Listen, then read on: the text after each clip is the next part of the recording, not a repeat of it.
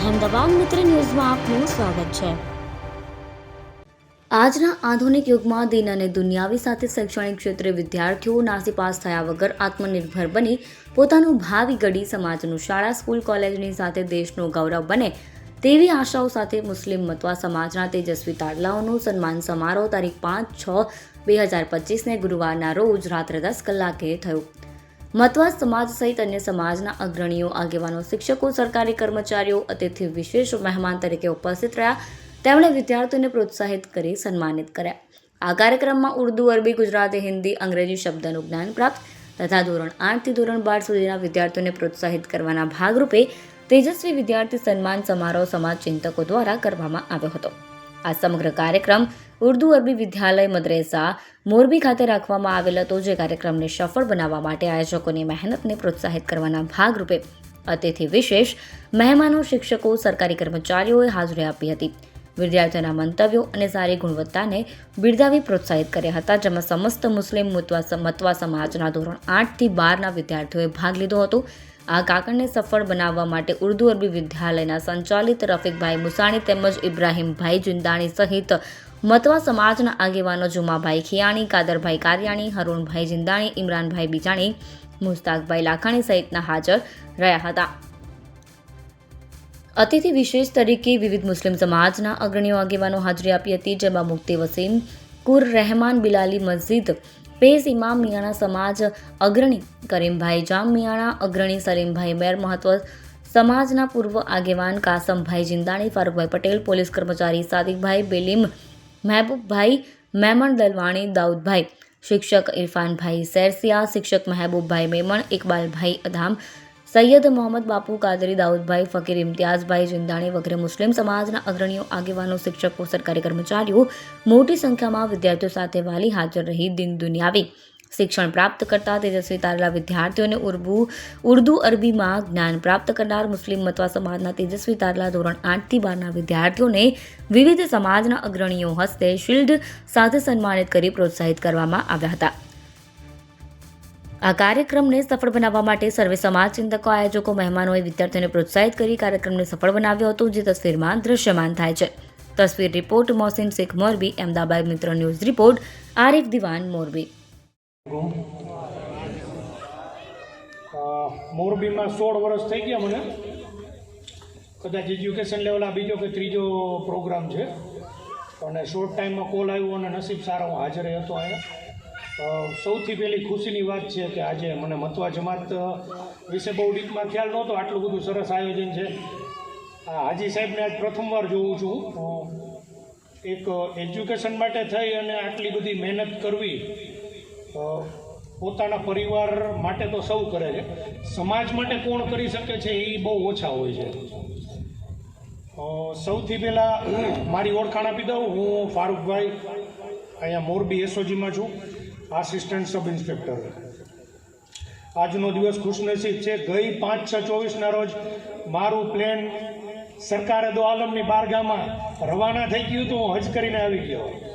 આજે 1 વર્ષ પૂરું થયું છે અને જિંદગી ચારેય બાજુ બગીચો થઈ ગઈ છે, બિલકુલ સહપરિવાર। અને અલ્લાહ જેને ચાહે એને જર્રાને આસમાન ઉપર ઉઠાડી દે, અને અલ્લાહ જેને ચાહે એને ગમે એનું અભિમાન ભાંગી નાખે। બિલકુલ બસ તમારા દિલની ઇસ્લામના અંદર ખાસ કરી અને મારું એવું માનવું છે, હું કોઈ બહુ લાંબુ ઇસ્લામ વિશે કોઈ પેસિમમ જેટલું મેં એજ્યુકેશન નથી લીધું, કદાચ હું કારી કે હાફિઝ કે નથી, પણ મારા જેવા એક ગુનેગારની હાજરી આ નાની ઉંમરમાં થઈ ગઈ તો બસ મને એટલી ખબર પડે છે કે તમારું દિલની સાફી કેટલી છે। દુનિયાના અંદર તમે બીજા પ્રત્યે શું તમે, કેમ કે આપણો ઇસ્લામનો મૂળ હાથ જ એ છે, આપણા નબી સાહેબે એ જ શીખવાડ્યું છે કે પાડોશીને તમે સૌથી પહેલાં પાડોશીને મદદરૂપ થાઓ, સૌથી પહેલાં, બરાબર। બીજું, ઇસ્લામના અંદર એજ્યુકેશન માટે તમારે નાનપણથી હું સાંભળતો આવ્યો છું ઘણા બેસીમમ પાસે, કદાચ ચીન જવું પડે તો પણ જાઓ। શેના માટે? દિનની તાલીમ તો છે જ ઇસ્લામમાં, સાથે સાથે દુનિયાવી તાલીમ। આજે હું થોડું ઘણું ભણ્યો તો, મારા પપ્પા હતા નોકરિયાત, તો હું અત્યારે નાનો સાહેબ થઈને ઊભો છું।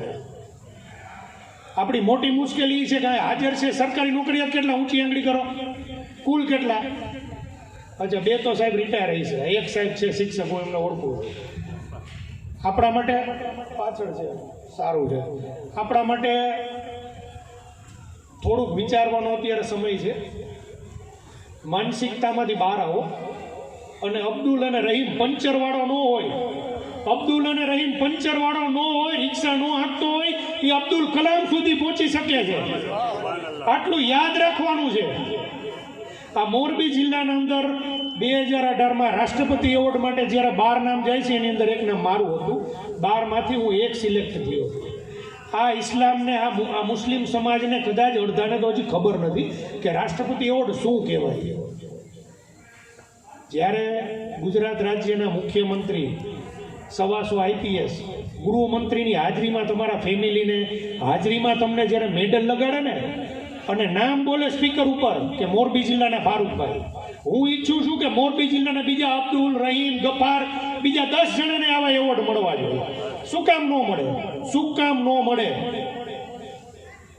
ખાલી ઇસ્લામના 2-3 તમે, એક તો સૌથી પહેલા ઇન્નલ્લાહ મશાબેરી. તમે જો ઇસ્લામ આ તમારા જીવનને, વિશ્વના કોઈ પણ સવાલને કેવી રીતે જવાબ આપે છે તમે જુઓ. સેમ આપણે કઈ મુસ્લિમનો એકદમ સ્વભાવ ગુસ્સેવાળો હોય, પણ તમે નબી સાહેબે કીધું શાંત થઈ જાવ તો કોઈ પણ બનાવ બન્યો છે. આ બધા હમણાં હું જેલની વિઝિટમાં ગયો હતો, સૌથી જ્યાદા મર્ડરમાં છે, સૌથી મોટો ગુનો, સૌથી જ્યાદા મર્ડરમાં છે. તો કાયદાની અજ્ઞાનતા, એકબીજાની દેખાદેખી, આડોશ પાડોશના ઝઘડા, બરાબર. સૌથી પહેલાં તો તમારા બાળકોને ખૂબ ભણાવો, ખૂબ ભણાવો. તમે એવું ન વિચારો પછી આપણે શું કરી છે, આપણે માનસિક રીતે હું બસ મિયા ભાઈ કો દેખ કે નિકાલ દેતે, એ ખોટી વાત છે. આ મને મળ્યો, દિલ્હીથી મળ્યો. મારું નામ ફારૂકભાઈ છે. અબ્દુલ કલામ સાહેબ મુસ્લિમ જ હતા ને. તો નથી મળતું એ બાજુ નથી જોવાનું, મળે છે એ બાજુ જોવો. મહેનત તો માગી લે છે ને.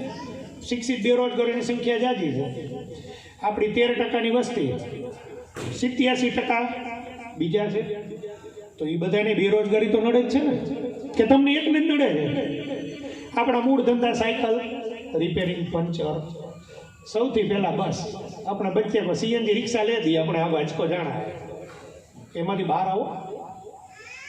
અત્યારે આ જાહેરનામું અમલમાં છે, ખ્યાલ છે? આપણી બકરી ઈદ નિમિત્તે ખ્યાલ છે જાહેરનામું અમલમાં શેનું છે? આપણે કોઈ જોતા જ નથી. એ તમામ માટે છે, આપણા ભારત દેશ માટે છે. આપણા દરેક જિલ્લાના જિલ્લા કલેક્ટર જાહેરનામું બહાર. અત્યારે ઈદ ઉપર એવું છે કે ઈદ છે બકરી ઈદ, તો એ તો સરકારને પ્રશાસનને ખબર છે કે આપણે કુરબાની છે એ ફરજ છે. ગાય સિવાય કહું છું, મગજમાં ઉતારી લેજો, બિલકુલ બહાદુરી નથી કરવાની. ઇસ્લામના અંદર લખ્યું છે કે જે દેશમાં તમે રહ્યો ત્યાંના કાયદાને વફાદાર રહ્યો. કોઈ તમને ઇસ્લામ ક્યાંય જેહાદના નામે કે તમે કાયદાના વિરોધમાં જાઓ કે કોઈ પ્રશાસનના વિરુદ્ધમાં કે કોઈ મામલતદાર કે પોલીસ કે એના હામાં થાવ, ઇસ્લામની અંદર નથી કહેતા. મને બતાવો, મને ક્યાંય કહેતા હોય તો બતાવો, લાવો હું જોઉં. અહેમદાબાદ મિત્ર ન્યૂઝની યુટ્યુબ ચેનલને સબસ્ક્રાઇબ કરો અને બેલ આઇકોન જરૂરથી દબાવો, જેથી દરેક મહત્ત્વના વિડીયોની નોટિફિકેશન તમને મળતી રહે.